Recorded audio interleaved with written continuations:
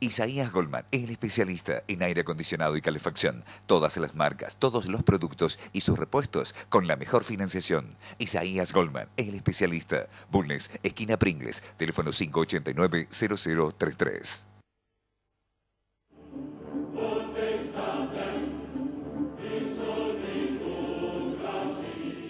Bienvenidos a Palabra de Honor, el programa de política, economía y temas de actualidad en donde yo no pretendo que aceptes mi opinión, sino que pienses antes de aceptar. Solo Homo sapiens, cuando la razón se ejerce en absoluta libertad. Queridos amigos, estamos en una nueva época. Nos hemos pasado un año hablando de corrupción, sin dejar de controlar la corrupción, porque es menester hacerlo. Vamos a tratar los temas nuevos, los temas del futuro, los temas de la nueva Argentina. Y yo creo que el tema primero que tenemos que empezar a hablar, lo está hablando Macri en este momento, este programa se graba el día lunes, lo está hablando Macri con todo su equipo, es el tema de la flexibilización laboral. Para eso hemos invitado a un amigo y asesor que tenemos nosotros, que es el doctor en economía Juan Isidoro Boza. Querido Juan, bienvenido. Muchas gracias por haber aceptado nuestra invitación. Gracias a vos por la invitación, Eduardo. Y entonces me gustaría que entremos ya en tema. ¿Cómo no? La Argentina tiene que hacerse competitiva. La Argentina tiene costos laborales excesivamente altos. La Argentina está de alguna manera aprisionada por las leyes, obligadas por los sindicatos. Vos me hablaste, cuando te hice referencia a este tema, de un cambio de paradigma. ¿Querés empezar por ahí? ¿Cómo no? Con todo gusto.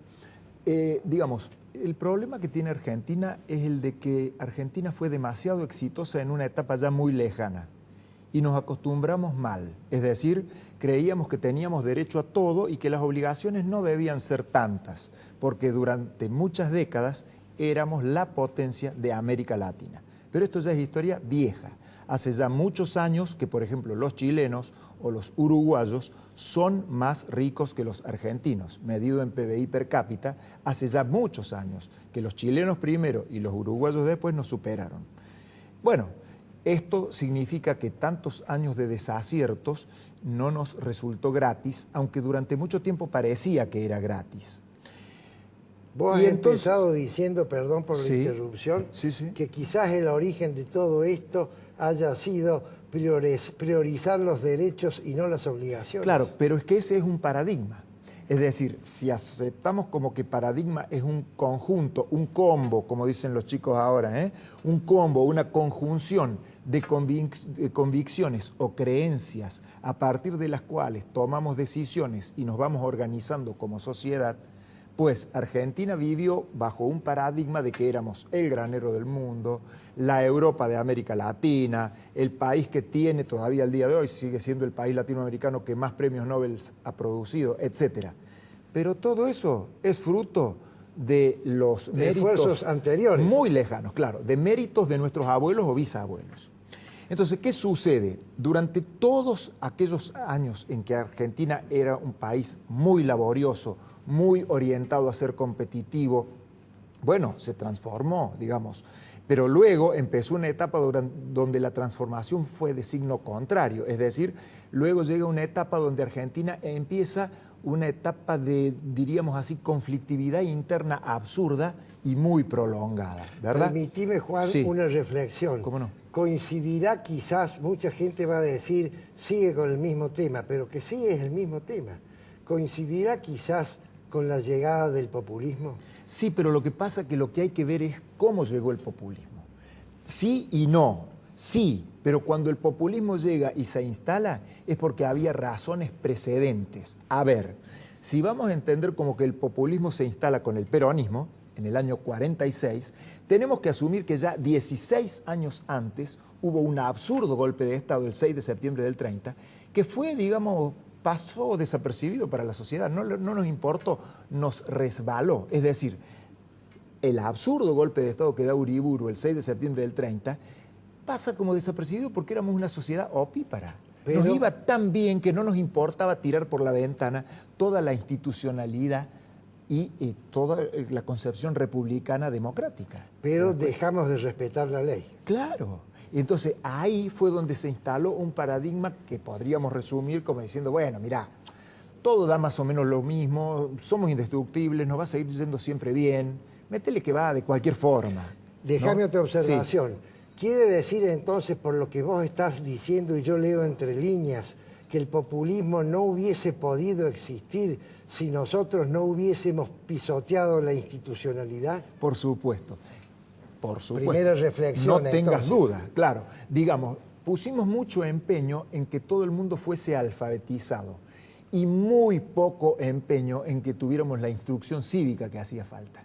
Es decir, mucha alfabetización y poca ciudadanía. Bueno, avancemos entonces. Claro, a partir de ahí, ese es el paradigma que luego nos lleva a muchos problemas, ¿no?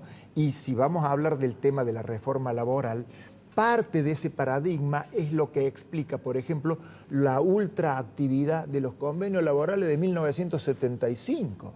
Una cosa ridícula en un mundo que fue evolucionando y que sigue evolucionando cada vez de manera más acelerada, cada vez con mayor diferenciación de saberes y mayor complejidad para ser competitivos, nosotros nos quedamos anclados en el año 75. Bueno, ahora lo que el gobierno está proponiendo dice, che, vamos a hacer una reforma laboral, pero no nos vamos a atar a una ley única. Hasta ahora, aunque todavía es un boceto, ¿verdad? Seguirá profundizando en las próximas semanas. Se está hablando en este momento de eso en Buenos Aires. Claro, exacto. De lo que se está hablando es, insisto, a manera de boceto por ahora y seguirá perfeccionando en las próximas semanas y meses, se está hablando de ir haciendo acuerdos sectoriales.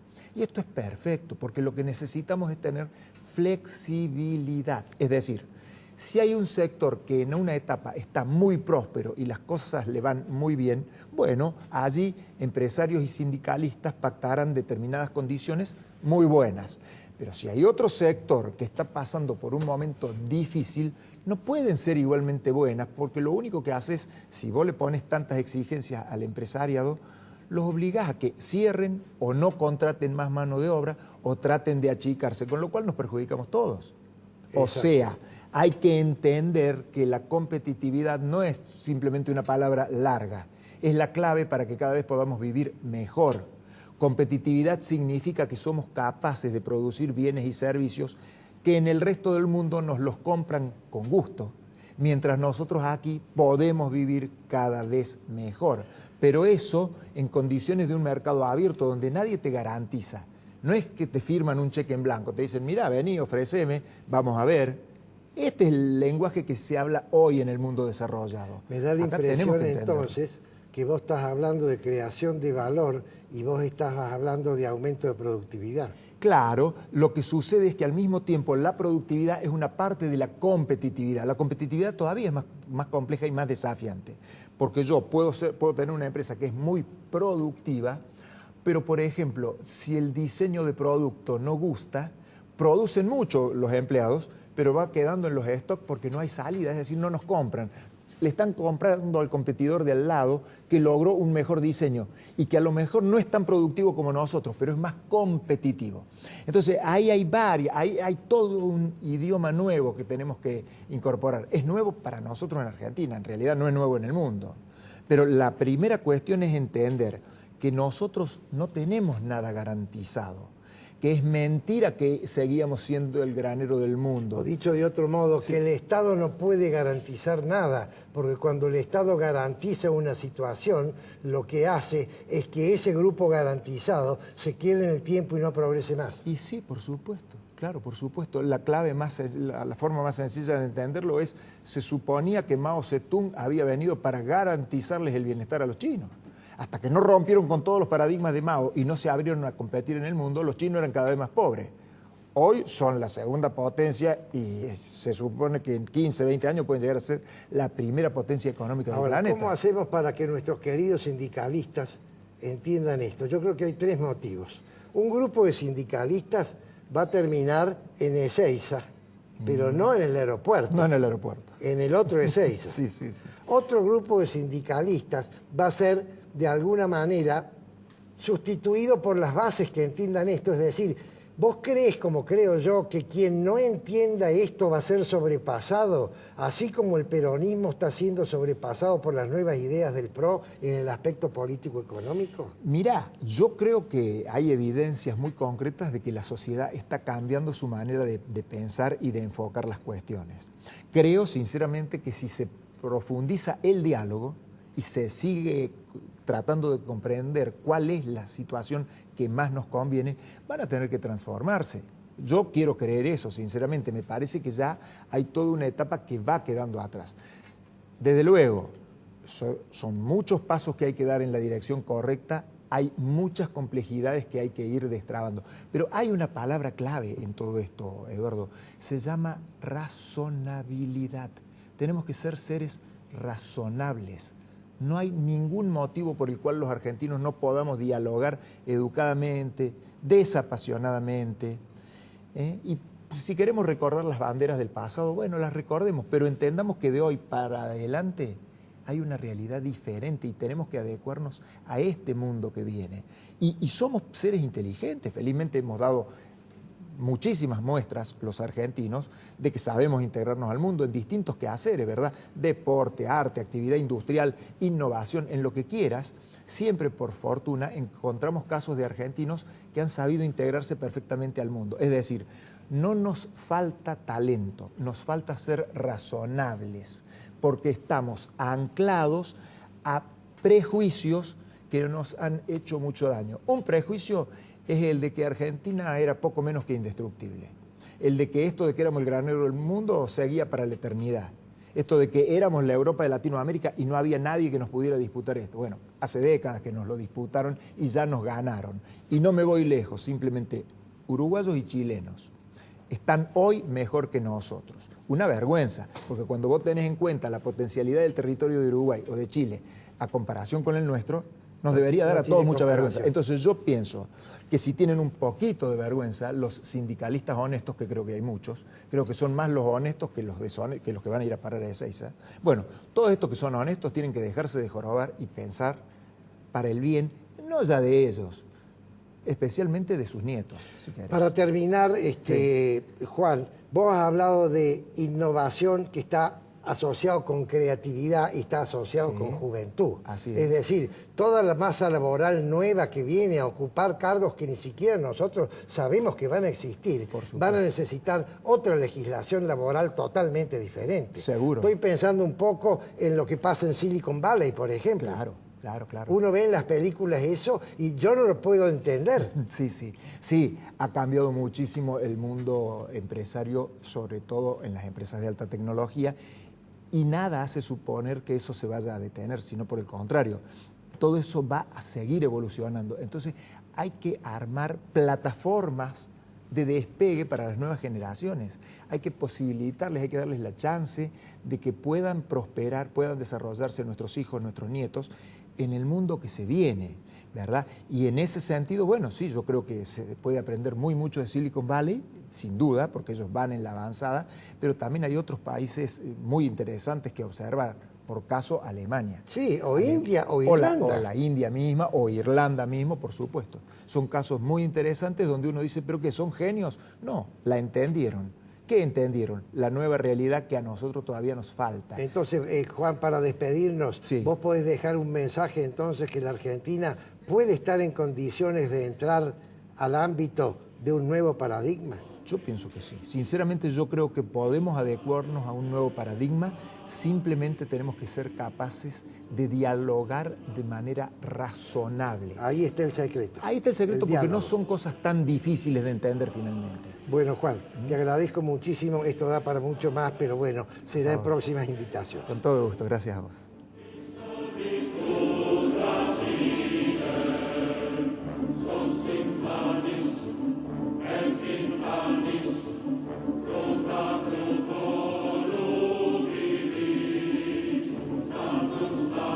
Isaías Goldman, el especialista en aire acondicionado y calefacción. Todas las marcas, todos los productos y sus repuestos con la mejor financiación. Isaías Goldman, el especialista. Bulnes, esquina Pringles, teléfono 589-0033. Centro Tomografía Computada Córdoba Sociedad Anónima. Instituto Ulton, líder en diagnóstico por imágenes. Primer instituto de cirugía ambulatoria mínimamente invasiva del interior del país. Avenida Vélez Arfiel 562, Córdoba, Argentina. Teléfono 0351 426 7700.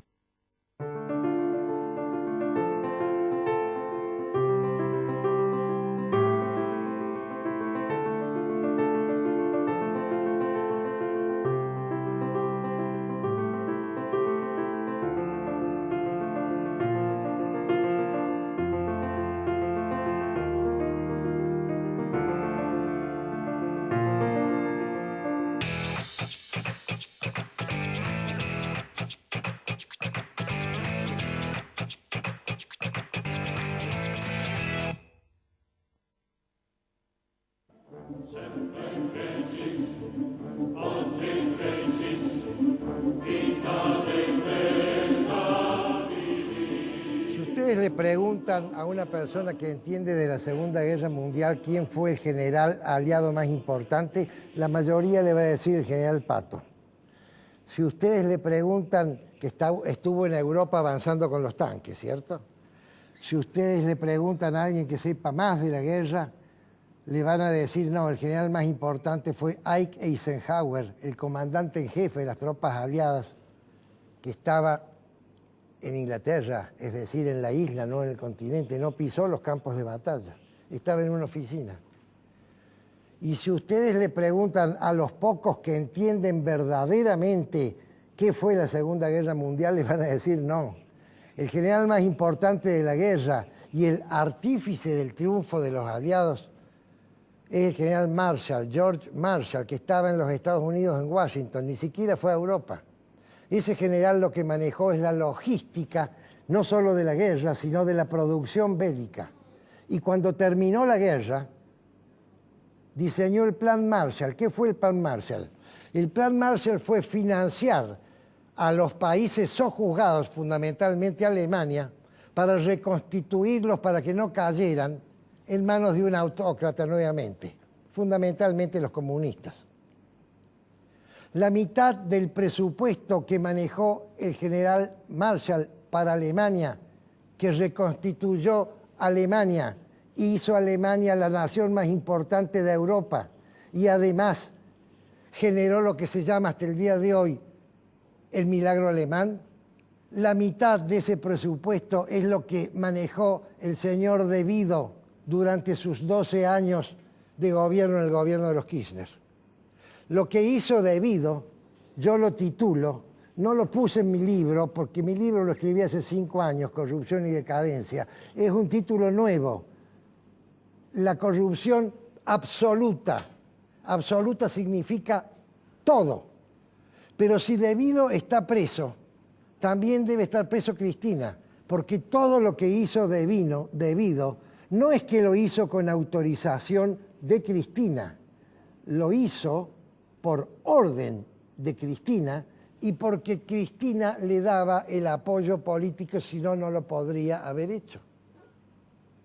Pero si De Vido está preso y Cristina está presa, también tienen que estar presos los jefes de gabinete. Ustedes me dirán qué razón hay para que estén presos. El jefe de gabinete coordinaba el gabinete, tenía la responsabilidad, y si no lo coordinaba, entonces era partícipe necesario y era cómplice. Son cómplices. Empiezo por Alberto Fernández, Aníbal Fernández, Abal Medina, que entró con la Cámpora, Capitanich y Sergio Massa, cómplices de esta corrupción absoluta, porque eran queridos amigos, los jefes de gabinete que coordinaban todo. ¿Y quieren que les diga más? No solo son responsables penalmente ellos también, sino los ministros de Economía. ¿Cómo un ministro de Economía puede estar diseñando impuestos para que la gente se esfuerce más para sacar un país adelante, viendo que en el otro ministerio se estaban robando el país? Y además son cómplices los ministros de Justicia, porque sabían o deberían saber, por supuesto que lo sabían, que la justicia no funcionaba. Y además son cómplices quienes dirigieron todas las instituciones de control que la fueron desafectando una por una. Todos estos son cómplices penalmente, en mi modesta opinión. Y además son responsables también los legisladores, quizás ahí no penalmente, pero sí políticamente. Y por supuesto que son cómplices también los empresarios, o muchos empresarios de la patria contratista, que es a donde yo quería llegar. Porque quiero hablar de los empresarios, porque hay diferentes tipos de empresarios y hay diferentes tipos de empresas dentro del universo que negocia con el Estado, porque hay otro universo que tiene competencia perfecta o casi perfecta, que son los que tienen actividades no vinculadas a los contratos del Estado. ¿Quieren que les ponga un ejemplo? Las empresas constructoras que hacían obra pública o que hacen obra pública y las empresas constructoras de los emprendedores que hacen obras privadas. Las empresas de obras privadas, todos los emprendedores de Córdoba, tienen competencia perfecta. Vamos a hablar de la patria contratista. Dentro de la patria contratista hay diferentes niveles en el tema de la relación con la corrupción con el Estado, que es lo que quiero hablar. Y he decidido hablar de esto porque en La Nación del domingo han salido el nombre de varias empresas. Para hablar de esto, voy a utilizar un ejemplo que yo puse en mi libro Corrupción y Decadencia, que me lo dijo un amigo mío que ya no está con nosotros, que es Enrique Barrera Pinto. Enrique Barrera nos dijo, imagínense ustedes una partida de póker, 5 personas jugando al póker. Una de las 5 es usted. Le dan las cartas, usted es honesto. Partimos de esa presunción. Usted es honesto. Le dan las cartas y usted observa que las cartas están marcadas. Entonces le dice al dueño de casa, señor, las cartas están marcadas. Y el dueño de casa le dice, de ninguna manera, las cartas no están marcadas. Las cartas están marcadas. No, señor, no están marcadas. Bueno, entonces, si usted no acepta que las cartas están marcadas, me voy a retirar de la partida. Y el dueño de casa saca un revólver del bolsillo, lo pone sobre la mesa y le dice, usted no se retira de la partida porque yo lo obligo con este revólver a que usted juegue al póker con nosotros, porque necesitamos 5. Entonces, acá viene la pregunta de este intríngulis que planteó Enrique Barrera Pinto, mi gran amigo. ¿Usted mira las marcas? Usted está jugando una partida con cartas marcadas. Usted denunció las marcas y no le hicieron caso. Usted no puede retirarse de la partida porque no lo dejan. Entonces viene la pregunta, usted que es honesto, jugador honesto, ¿mira las marcas? Porque si usted no mira las marcas, yo no le voy a contestar, contéstese usted. Si usted no mira las marcas, bien, va a perder todas las manos. Si usted mira las marcas, está usando un elemento deshonesto. Y si usted denuncia, esa denuncia lo va a perjudicar. Y ahora voy a la realidad. La partida son las empresas. El no poder irse de la mesa son las empresas clavadas y plantadas. Una empresa constructora grande no puede venderse. Para decirme voy, la tengo que vender. No se puede vender una fábrica, no se puede, no me la puedo llevar a Uruguay. Y no la puedo vender porque no hay precio, porque en esos momentos no hay precio. Si la vendo, la quemo. Entonces estoy obligado a quedarme, tengo responsabilidad con los accionistas, tengo responsabilidad con los empleados. ¿Y qué hago? ¿Qué hago? Porque si yo, la única forma que tengo de trabajar es aceptar pagar un retorno, paso a ser deshonesto. Y si yo no pago retorno, no trabajo y me fundo. Entonces, ¿qué hago? ¿Miro las marcas o no las miro? Esa pregunta se le hizo hoy a un amigo que vino de Buenos Aires. Y me contestó una contestación diferente a la que me han contestado todos. Yo miro las marcas, pero nada más que para no perder. No voy a ganar extra. Y bueno, entonces esta respuesta, que es bastante buena, explica que hay dos tipos de empresas distintas. Hay como 5, pero en una editorial de 10 minutos lo agrupo en 2.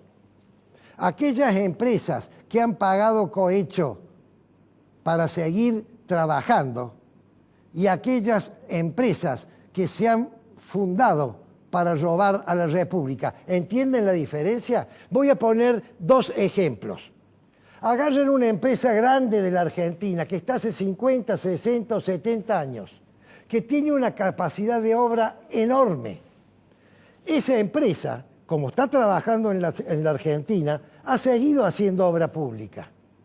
Si ha incurrido en esta metodología, ha incurrido para trabajar, porque no necesitaba incurrir si el escenario fuera un escenario de competencia libre.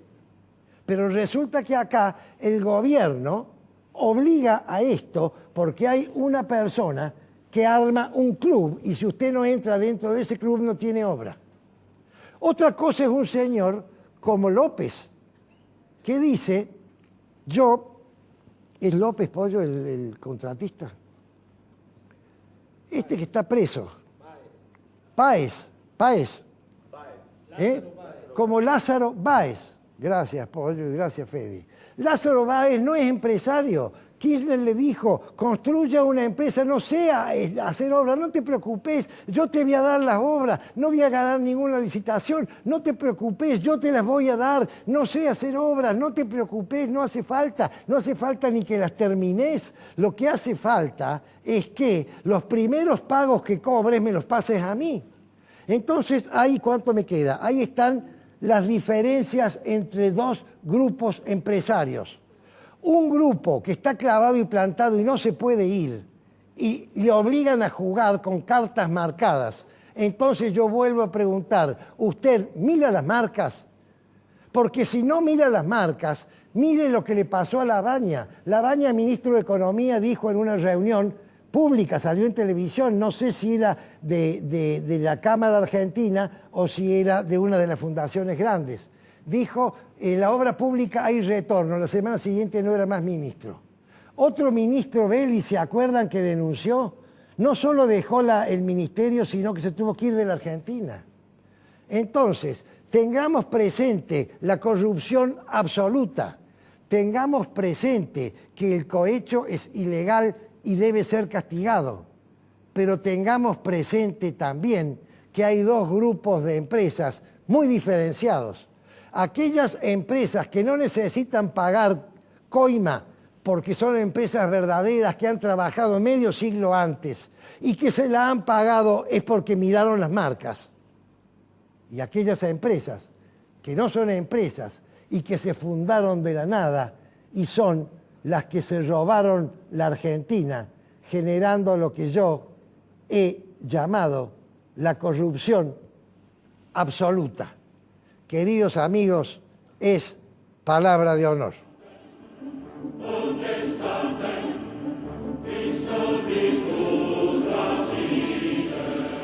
Thank you.